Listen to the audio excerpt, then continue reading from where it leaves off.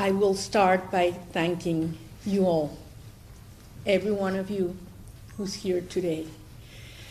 I've met these last hours Venezuelans that have come so far away as Saudi Arabia, Japan, Chile, Canada, people from all over our country, and they're proud to say so.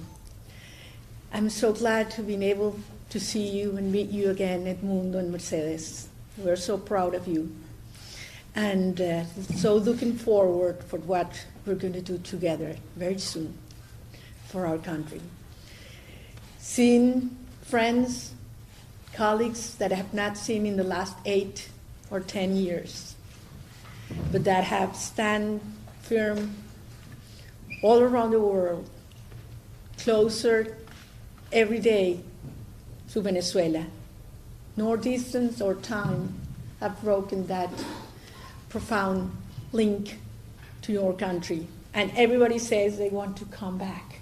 Everybody that I've met in the streets of Oslo say they are preparing their bags to come back home, to build a nation that we'll be so proud of, and that we will always tell our children what this generation has done. I am so grateful, and I have to say it here, to the people that made it possible, men and women, that I could arrive here today. To all of you, my friends, Venezuelans know, because I've said this before, that every single day of my life I ask myself where I'm most useful to our cause. And when I make that decision consciously, that's where I have been. That's why I've stayed until recently in our country. This day, I had to be here. And it wasn't easy. Sometimes it looked impossible. But so many times we've been told what we wanted to do was impossible. And we have done it. So being here today is a proof of what the Venezuelan people's will and courage and love is capable of achieving. And I arrived a little late, but I'm here, and I think that God has its ways, because my words couldn't have been better expressed by someone of a generation that has not known democracy or lived in freedom, but they have learned from their fathers, mothers, and grandparents what it requires. And these our children are willing to give their life for something they have never known. So that's why I'm convinced we have the best generation of Venezuelans ever, ready to finish our job. Not only to liberate our country, but to build a nation with strong pillars, ethical pillars, that will represent the new democratic institution for centuries to come. That's the magnitude of the responsibility we have. And now, if you allow me, I want to say a few words in Spanish, porque quiero hablarle a todos los venezolanos que están aquí y que están en Venezuela. Todos sabemos que este ha sido un reconocimiento para cada uno de nosotros, 30 millones de venezolanos, que nos ha unido porque hemos celebrado en todos los rincones de Venezuela, y en Venezuela a veces por dentro, a veces en iglesias, a veces solo en las cocinas de nuestras casas porque no se podía celebrar en las calles, pero en tantas ciudades alrededor del mundo. Y mi deber era venir a recoger este premio para llevarlo de vuelta a los venezolanos. Y pronto estaré de vuelta en Venezuela, y sé que muy pronto ustedes también. Y vamos a demostrarle al mundo que no solamente nos merecemos este premio, sino que realmente esta generación entera pasará a la historia de la humanidad, porque lo que hemos hecho ha sido enorme y ha demostrado, como lo dijo Ana Corina ayer, que al final freedom certainly requires democracy, and I started wrong. Peace peace requires democracy, and you cannot have democracy unless you conquer and defend freedom. And at the end, to maintain freedom, and it is a personal, conscious decision, it requires a lot of courage, civic courage, as you have said. And an individual and a society is willing to do everything, and it takes a lot of courage when the things you love most in life, most dearly, are threatened. So at the end, it is an act of love. Ultimately, peace is an act of love. And I think that's the lesson we have given ourselves. And we hope that these, can be helpful and inspirational to other nations as well. So thank you very much to all of you, the committee, and the Institute, and certainly to the Norwegian people that have shown us also much love in these hours. Thank you very much. Thank you. Thank you. Thank you so much. I know already see more hands than I can possibly register and can possibly accommodate. So this is going to be unfair, and I apologize in advance. But I already have a few names on a few people on my list.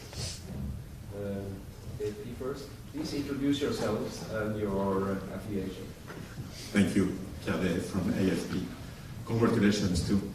I realize that you cannot say much about the circumstances under which you left your country, but could you say at least if you have the feeling that the Venezuelan authorities have tried to hinder you from attending the Nobel ceremony? Have tried to prevent you from attending the Nobel ceremony yesterday, and to which extent did you benefit from help from the US authorities?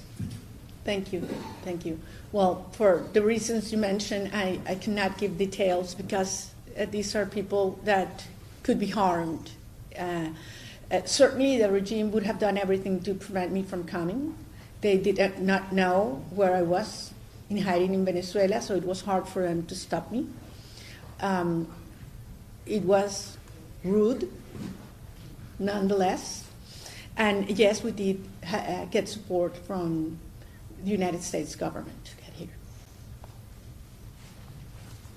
Thank you. And I have to ask everybody to limit yourself to one question and not follow the air except of sneaking two questions into one.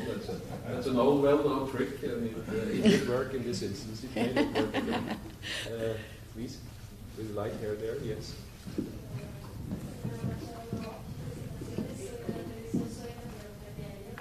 Please wait for the microphone so that we can hear. Soy Kate Elliot de la televisión sueca. Muchas felicitaciones.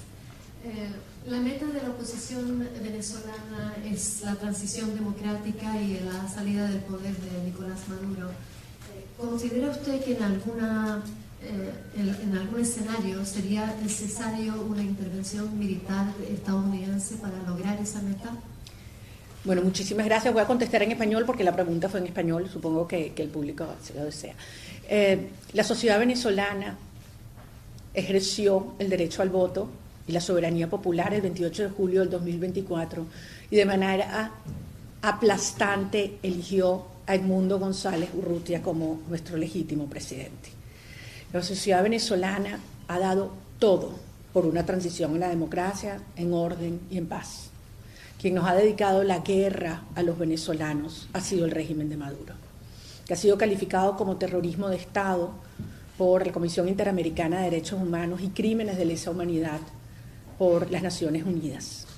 El régimen de Maduro se apoya en regímenes totalitarios de otras partes del mundo para atacar y dañar a millones de venezolanos. Rusia, Irán, Cuba, grupos terroristas como Hezbollah, Hamas, los carteles de la droga o la guerrilla colombiana, que están ocupando Venezuela. Esa es la verdadera ocupación. Nosotros le pedimos al mundo, sí, ayuda para bloquear el ingreso de estos recursos que provienen de actividades ilegales, que es lo que soporta la estructura represiva del régimen. Y eso viene por tráfico de armas, por tráfico de drogas, por tráfico de oro, por tráfico de seres humanos. Y sí, así como el régimen se apoya en sistemas criminales, nosotros necesitamos que las democracias del mundo apoyen a los ciudadanos. Gracias. Una intervención militar. Corina, would you like to summarize very briefly In English? In English, since Okay, I yeah. apologize, but there are some of us who don't know Spanish. I thought that after I these suspect I'm not the only one in the 2 room. intense days, you had at least. No, I was asked if you were supporting an intervention from the United States, and I said that Venezuela has been already been occupied by forces from totalitarian regimes such as Russia, Iran, Cuba, and criminal groups such as Hezbollah, the drug cartels, and the Colombian guerrilla. And as the regime seeks support and gets support from these totalitarian regimes, we, the Venezuelan people that have tried everything, institutional means, ask support from the democratic nations in the world to cut those resources that come from illegal activities and support of repressive apparatus. And that's why we are certainly asking the world to act. It's not a matter of statements, as you say, it's a matter of actions. Please, then the woman with the light hair and the yellow G-strap. Look in the back, please. I'm not going to name you, even though I know some of you. Please introduce yourselves. Gladys Fouché from Reuters. Corina Machado, congratulations. Thank you. What is your reaction to the seizure by the US Coast Guard of a crude tanker off the coast of Venezuela? Is it a necessary step to bring about change? Thank you.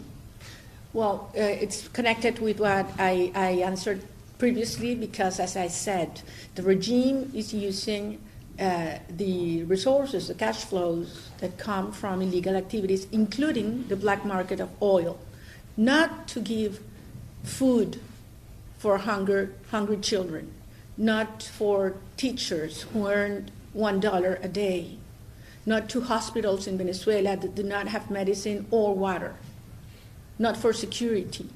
They use those resources to repress and persecute our people, to buy arms, to infiltrate the military or movements, to pay for those that commit crimes and repression, to maintain our friends and colleagues in prison. So yes, these criminal groups have to be stopped, and cutting the sources of illegal activities is a very necessary step to take. Please, with the green shirt there, just behind the previous. In the back, please. Hi, congratulations on this prize. My name is Heidi Schesset from Bloomberg News. I'm wondering about your plans after you leave Norway. Are you going on a tour in Europe? Are you visiting the US? What will you do before returning to Venezuela? Thank you. Thank you very much. I've been hearing several suggestions about that in the last hours and getting quite a few invitations. But to be absolutely honest, I'm taking one day at a time. There was great uncertainty if I was able to come. So I had not made many plans. So now that I'm here, I certainly want to spend a few hours with my colleagues, friends, and my children. I should make 1 or 2 visits to the doctors, different doctors. After all, it's been more than a year and a half. Certain things I should take care about. And yes, there are some meetings that I believe could be very useful that I do before I go back home. Please, we are not accepting unsolicited questions. There is a moderator here. Please, quiet. I'll translate. They asked me if I They could. ask you? No, they asked us Okay. if I can repeat this question in Spanish. I think it's important. Thank you. Okay, that you're welcome to. Okay. Thank you. Got his As I told you, permission. my Spanish is virtually non-existent. No, and as I told Tell you, me, you have to translate. I'm learning how to deal with the Norwegians. Well, last night the police didn't want me to go out and say hello to the people, and finally we agreed. So it's, it's a dialogue. Me preguntaron cuáles eran mis planes para después de la estadía en Oslo, y le decía a la reportera de Bloomberg que la verdad es que estoy llevando cada día a la vez. Al final no tenía la certeza de que yo vendría, y por lo tanto estoy pensando que es lo más útil para nuestra causa que yo debo hacer.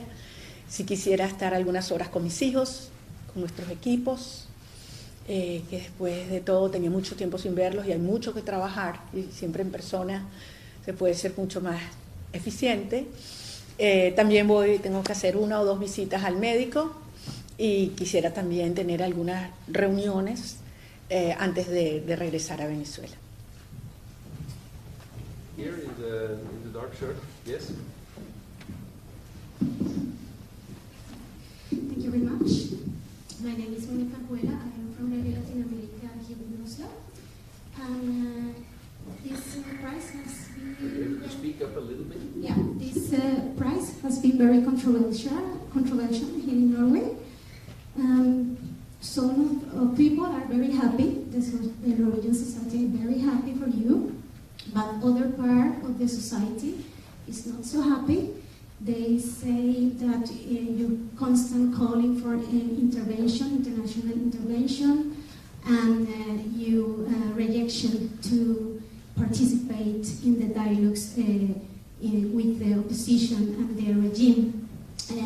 Don't be aligned with the Norwegian, with the Nobel Peace Prize core principles. So for those people, for those Norwegian citizens that are not so agree with the committee, what do you say to them about take a dialogue as a path to restore democracy in Venezuela? Thank you. Thank you very much.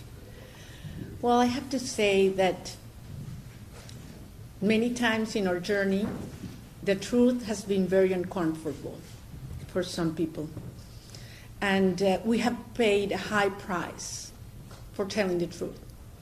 And many times it would have been much easier and politically correct to keep in silence.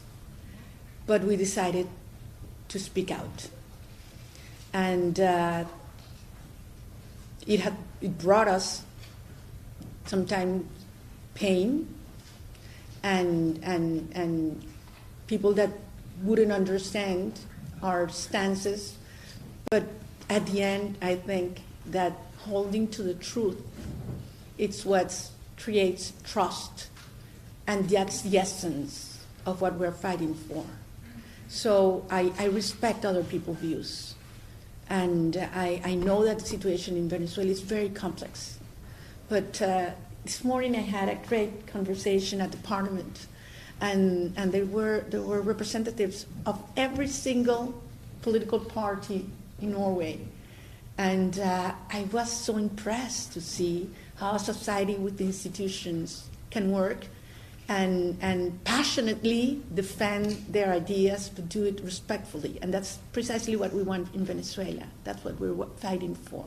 So I ask anybody, that perhaps, and it's their right to have a doubt, to look further into what's truly at stake in Venezuela right now. And this is not only the unity of the opposition, but I insist it's the unity of the whole nation, what has happened in our country. Please, in the back, please. Thank you. Thank you. Alison Bunker from Sky News. President Trump has said that Nicolas Maduro's days are numbered. You've spoken about the people of Venezuela returning home very soon. What level of coordination is going on between yourself and the US administration about the day after Maduro goes, the weeks after? Well, we are not involved at all in the decisions or operations that regard to the national security of other countries. I mean, every country has its own right for legitimate defense, and when they feel that their national security is at stake, they act accordingly. We have been working hard, not only with the US government, but other governments in Latin America and Europe, in terms of explaining in detail how we are prepared for the first 100 hours and the next 100 days in a country that has a multidimensional crisis. It's not only the humanitarian crisis, the financial crisis, the public services crisis, the security crisis, all together. So it's quite a challenge that President Edmundo González and his team have, but I want to assure you that very talented, experienced, and honest professionals within Venezuela and abroad are working together, and we have the plans and teams ready to take control on day one. The man with the white earpiece there, excuse me. Yes, please. You have the mic. Please wait for the mic. Hola, mi nombre es Alejandro Hernández de Venezuela. Preguntarte, María Corina, qué está previsto en esta etapa cuáles son los pasos siguientes en esta etapa. ¿Cómo podrías dibujar la ruta que viene en estos próximos días o en el corto plazo? Y si su vuelta a Venezuela está prevista, aunque Maduro aún siga al frente del poder. Bueno, mi vuelta a Venezuela será cuando pensemos que las condiciones propicias en términos de seguridad y no depende de la salida o no del régimen. Será lo antes posible. Lo que tenemos todos claro, Alejandro, es que hemos hecho un esfuerzo extraordinario en estos meses de persecución, así como innovamos en el crear el movimiento para triunfar en una elección absolutamente controlada por el régimen, en términos que yo creo que ningún otro país habría aceptado. También estamos ahora innovando en la organización de una sociedad que está bajo la brutal represión. Y esto ha crecido enormemente. El premio Nobel además nos ha dado una inyección de energía a la gente y se ha disparado aún más la gente que ha querido involucrarse. Y lo que hay que seguir es preparándose para la transición, aumentando la presión externa y manteniendo y avanzando en la coordinación externa, que incluye, entre otras cosas, lo que preguntaba aquí antes tu colega, de que el mundo tenga muy claro cuáles son los planes y las áreas de cooperación que se van a requerir durante el periodo de transición. You want this in English? Yes. Okay. Sure, I'm not the only one. I follow instruction. Well, he asked me what are the next steps, and if my return to the country was conditioned to Maduro leaving or not power. I said that I'm going back to Venezuela regardless of when Maduro goes out. He's going out, but it's going to be determined in terms of what is the moment when I finish to do the things that I came out to do. And it's the proper conditions to go back, I will go back. And the next steps include, keep on growing our citizen organization in clandestinity, and organizing, the citizen movement to be ready when the moment comes, to keep on preparing our teams and plans for the first 100 hours and days, and certainly the coordination with the international allies, not only to finish this phase of our process, but in the transition process, which is going to be critical to have good cooperation with agencies and governments. This morning we were talking about this with your Prime Minister, and we are sure that we will get strong support from Norway, and we have a lot to learn from your institutions, the Energy Agency and other areas in which we will need to work from day one. With the grey cardigan, very close to the mic. Thank you, yes. I'm Corina Machado from Radio Romania, and I was wondering when the day will come, what institutions you will internally reform first? Will this be police, justice? Which one? Thank you. Thank you. That's a challenging question because the right answer would have to be all. Venezuela's institutions have been absolutely devastated. Of course, there is a priority, and the priority is always the people. But having said that, there are many areas that are connected. I mean, you cannot have a vibrant economy that creates jobs if you don't have rule of law. And nobody's going to invest in a country in which you don't have security for the people, for the workers, and so on. How do we choose between education and health and protection to the most vulnerable sectors? I mean, this all has to be addressed, and has to be addressed twofold. As the emergency dimension, because people need to feel in their bodies and souls on day one what the arrival of freedom means, on day one. And also on a second level, the profound reforms, transformations we need to do to build up this new institutional frame that will have to last for a long time. So we will need to work very fast on the security, police, and military side. We'll need to work very fast on the justice area. We need to put order in our economy and public accounts. We need to create conditions and incentives for international investment to come. And certainly the most important, we have to get the Venezuelan citizens involved and be co-responsible of everything that we're going to do. Thank you. The woman with the dark hair. Yes? Please wait for the mic. Shazia Majid from Verdensgang here in Norway. Madam Laureate, you took a huge risk coming to Oslo. There's a huge risk when you go back. What if you cannot go in? Will that weaken, your absence weaken the resistance on the ground? As I said, it was a decision that we reflected extensively. Of course, some people that love me and care for me thought it was not necessary. On the contrary, I think it was one of the most important and urgent decisions I had to make. I had to be here. And I believe that the risk, even though it was very high, it was worthwhile. And of course, the risk of going back perhaps is higher, but it's always worthwhile. And I'll be back in Venezuela, I have no doubt. The man with the glasses here and the gray shirt.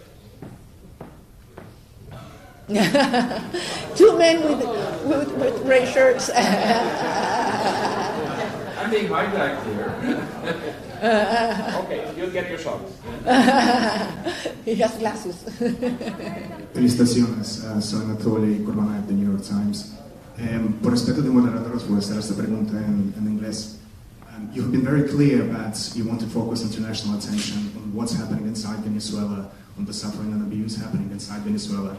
And at the same time, I know you have been frustrated by attempts by some Western media to view your movement, view your work through the prism of American politics, of partisan tensions inside the United States. At the same time, you have dedicated this prize to President Trump. Can you explain this apparent dissonance? Well, I think it's absolutely coherent. The war that Maduro has declared towards the Venezuelan people has brought us, we always insist, great pain and destruction. I believe we have never seen this kind of violence against innocent people in our country's history. It has been called state terrorism by the Inter-American Commission of Human Rights. State terrorism inside towards our people, narco-terrorism towards other nations in the region. So I believe every country has the right to defend themselves. In our case, I believe that President Trump's actions have been decisive to reach the point where we are right now, in which the regime is weaker than ever, because the regime previously thought that they could do anything. They felt they had absolute impunity. They could torture, they could disappear, they could sexually assault young women, and absolutely nothing was going to happen. The cost was zero. Now they start to understand that this is serious and the world is really watching. So you create incentives for that behavior to stop. You need to raise the cost of staying in power and lowering the cost of leaving power. Only when you do that, this regime will break down. And that's where we are moving towards right now. The very final question goes to the gentleman there with again with the glasses and the gray shirt. María Corina, Luis Carlos Díaz, BPI TV. En este momento hay madres y hermanas y familiares de presos políticos buscándolos porque están en desaparición forzada. Hay miembros de tu equipo que están incomunicados, que han sido víctimas de tortura. Estás acá. ¿Qué mensaje tienes para todas estas personas que están en Venezuela, que no pueden celebrar en público y que están esperando ser bien representados? Te agradezco mucho la pregunta, Luis Carlos, porque además sé que todos los periodistas venezolanos que están aquí han sido la voz de miles y miles de hermanos y compañeros, incluyendo a Rafael, a Henry, a Perkins, Nora, Katy, Gabito. En el camino, confieso esto, que fue sobre todo una etapa muy difícil, la forma de conseguir un poco de tranquilidad fue empezar a recordármelos uno por uno y a nombrarlos uno por uno. Y me dio mucha fuerza, ¿no? Porque al final esto que estamos haciendo es por ellos. A mí me ha tocado anunciarle a madres que sus hijos han sido detenidos. Y déjenme decirle que ha sido un momento más desgarrador y difícil de mi vida. Y en este tiempo, en estos 16 meses, dedico todos los días tiempo a hablar con familiares, sean hijos, esposas, madres de muchos de nuestros compañeros. Algunos yo ni los conocía. Ayer cuando pude abrazar a mis hijos, yo pensaba en ellos, Flor, la mamá de María. En ese instante yo decía, Dios. Y madres que no han visto a sus hijos en más de 10 años porque se han tenido que ir del país, ¿no? Y les digo, es difícil que el mundo entienda lo que ha sido la separación de la familia para los venezolanos. Y fue una estrategia intencional para quebrarnos, ¿saben? Porque pensaron que con eso iban a hacer la sociedad venezolana más débil. Tú fracturas la familia, sumerges a la gente en la tristeza, ¿no? Y fíjense que al final eso se convirtió en la gran fuerza que nos ha unido y que ha derribado todas las barreras. Es decir, nuestros hijos de vuelta en casa, los presos, los perseguidos, los que se han ido. Y yo siento que no ha habido una generación de venezolanos mejor preparada para eso.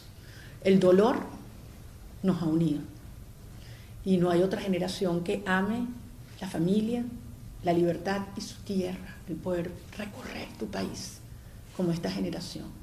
Son nuestros héroes y son los primeros homenajeados, cada uno de ellos con este honor que nos han ofrecido.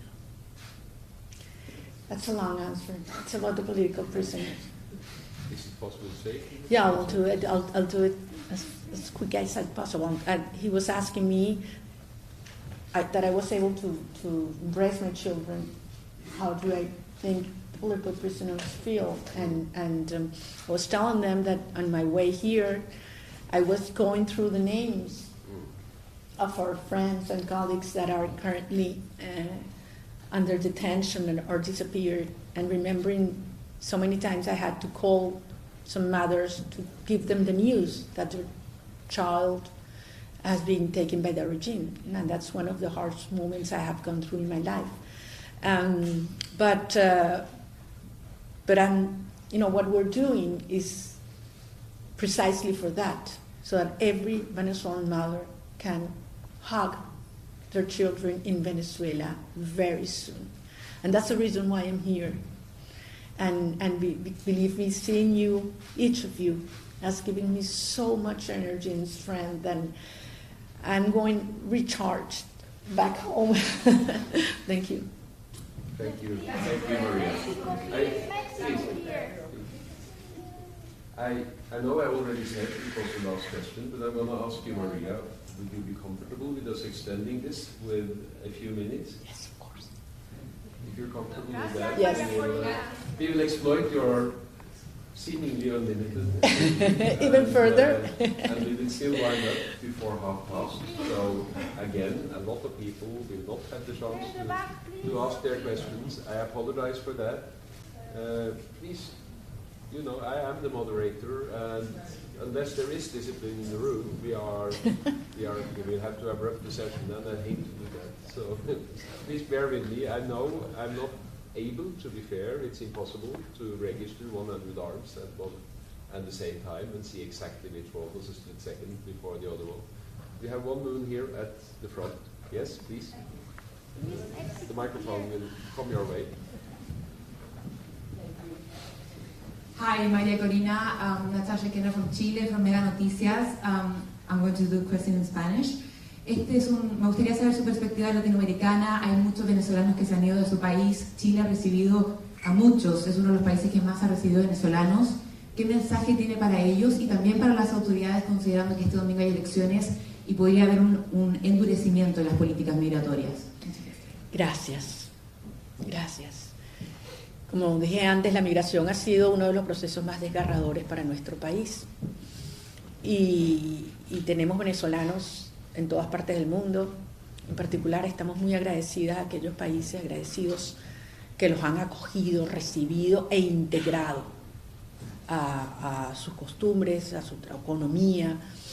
Y entendemos que la llegada de cientos de miles o millones de ciudadanos de otra nacionalidad puede generar tensiones internas.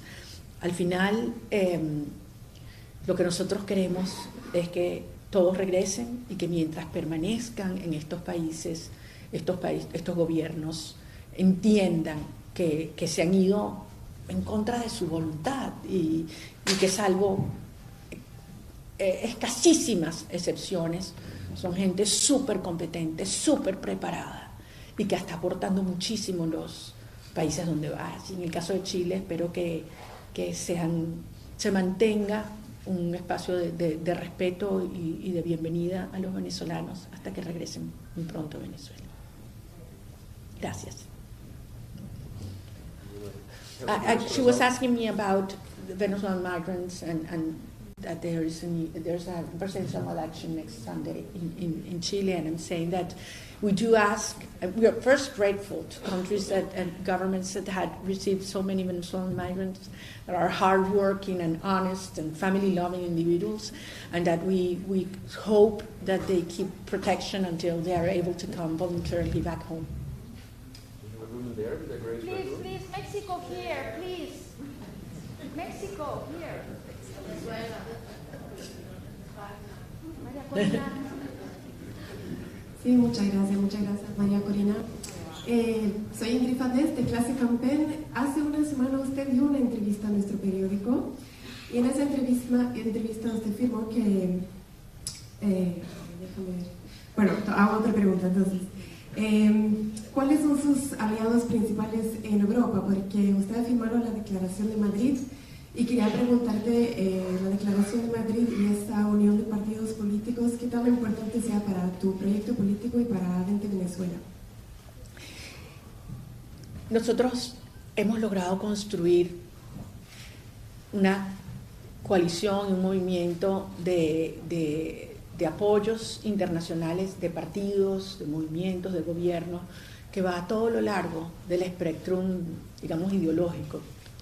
Y nuestro presidente Edmundo González Urrutia ha sido recibido por presidentes, primeros ministros en Europa y en otras partes del mundo de distinta orientación doctrinaria, porque al final se entiende que nuestra lucha está por encima de estas diferencias que son absolutamente legítimas y necesarias en una democracia, si tienen que ver con principios. No, parece muy lamentable que hayan algunos gobiernos que a esta altura en Europa no estén asumiendo la realidad y la naturaleza de lo que vivimos en Venezuela, pero hay otros, y hoy lo vimos aquí en el caso de Noruega, que llaman las cosas por su nombre y que están dispuestos a asumir la posición de la verdad, de los derechos humanos y del pueblo, que al final es quien eligió. Así que yo estoy muy optimista de que esta coalición internacional, ahora con el premio Nobel, se va a fortalecer y ampliar mucho más también. Maria Corina, we heard yesterday. I was going to give you the word. You're about to listen. Yeah, we heard the That was a mistake. We have the woman here in the yellow jacket first. I am sorry, but somebody needs to be the boss here. Hola María Corina, ¿cómo estás? Carla. Carla Angola de TVB Network. Quería si por favor podías ampliar un poquito sobre lo que dijiste del apoyo de Estados Unidos para tu salida de Venezuela. Si en esa agenda de la que hablas pudiera venir después de tus exámenes de aterrizar, ¿no?, a la vida de nuevo, si estás esperando una reunión con Trump. Y también preguntarte cuándo es el deadline, porque sabes que la prensa ha especulado mucho en Estados Unidos sobre si se le dio un ultimátum, sobre si lo había repasado, sobre si ya Trump le pidió definitivamente salir del país, sacar a su hija, a su hijo, a su esposa, a su mujer. Él pidió indemnizar o darle impunidad a 100 miembros de su equipo. Pero no estoy hablando de fechas, sino de hasta dónde se extiende esto, en el sentido de que ya estamos en el momento en que Maduro debería tomar una decisión, ¿no? ¿Cuándo entonces, si no la toma, lo hacen los aliados? Esa es mi pregunta. Gracias, María Corina. Gracias, Carla. Yo también dije antes que vamos un día a la vez, y también he dicho muchas veces que yo no voy a especular sobre las estrategias o las acciones que tienen gobiernos extranjeros en materia de sus políticas de defensa nacional. Y desconozco si algún gobierno, en este caso el presidente de los Estados Unidos, tiene o no tiene un deadline. Nosotros vamos hasta el final. Esa es nuestra posición siempre. ¿Crees que la gente en Venezuela se resiente por tu salida del país? Ajá, para terminar aquí, yo di la información que puedo dar, que conviene dar, ante una pregunta de si nosotros habíamos recibido apoyo del gobierno de los Estados Unidos para que yo pudiera llegar a Oslo, y la respuesta es sí. Y solamente para terminar la pregunta de más atrás, todo lo contrario. Yo siento que los venezolanos dentro y fuera de Venezuela están muy felices, muy emocionados de que pude estar aquí en representación de ellos, y que, como dije antes, voy a regresar a nuestro país a llevarle su premio. Ayer el presidente del Nobel, María Corina. Yeah, she asked me if I knew about President Trump's ultimatum and if I had received support. Right. And I said that I have no information regarding the first issue, and that I had affirmed that we did get support from the U.S. government in order to arrive in Oslo. Okay, the woman at the back. Yes.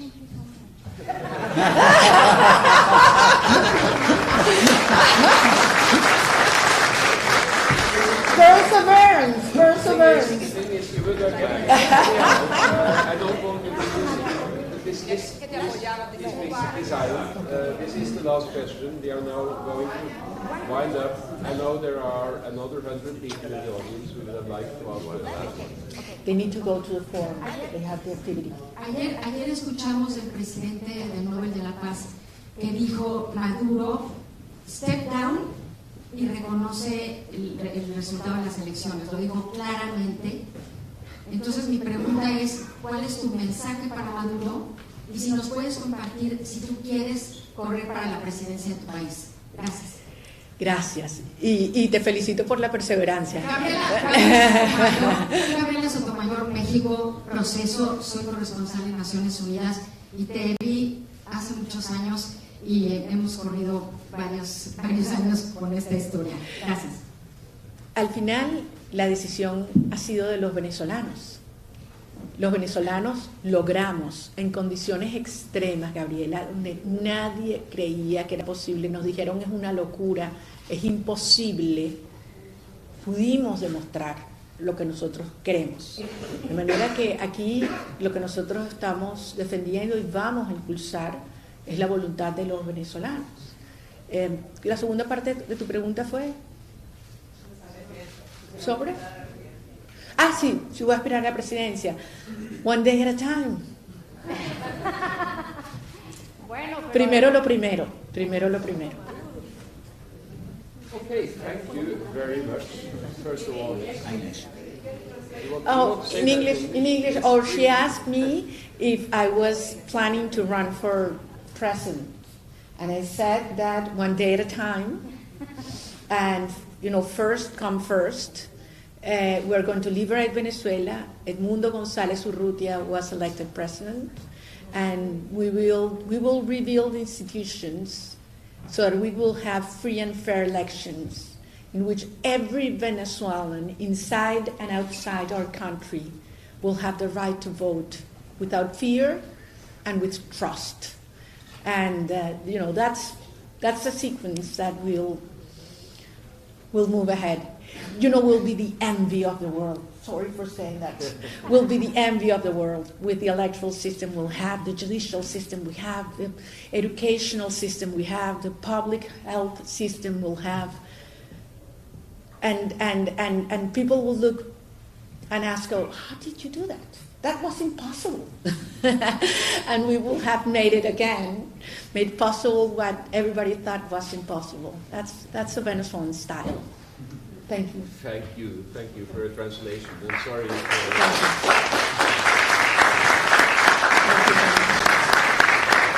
Thank you very much.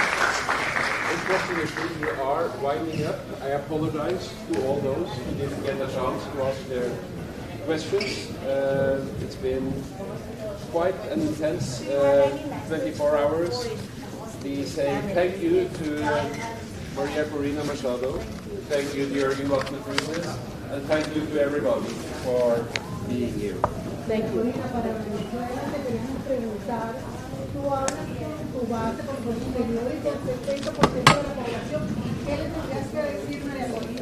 A ese porcentaje de personas que han seguido el gobierno al chavismo y que creen que la